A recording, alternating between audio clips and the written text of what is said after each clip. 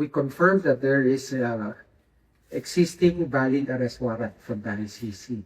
He is charged as a co-perpetrator. Para sa Pilipino, walang fake news, walang sinasanto, laban sa korap, laban sa abuso, para sa katotohanan, Pinoy Insight, boses ng Pilipino. On the matter of Senator Bato de la Rosa, no? First, we confirm that there is existing valid arrest warrant from the ICC.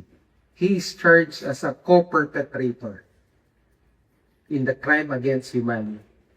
Second, we also likewise confirm also the fact that based on evidence, pieces of evidence we've relayed, information in the past few days, Senator Bato is not in the Senate premises.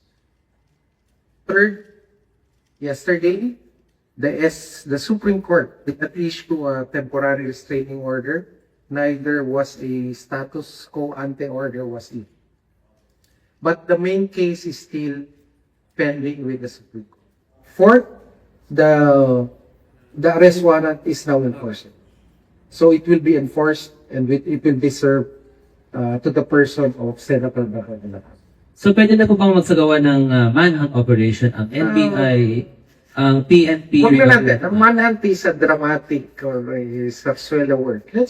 They will affect the arrest warrant. Meaning, sir, hindi na kumbaga wala na sir yung conditional arrest ng Friday na kapag nag-attempt siya na umalis ng bansa, saka lang siya hulihin. So ngayon, ibig sabihin, kahit nandito siya sa bansa, makita siya, pwede na siyang talmudin arestuhin.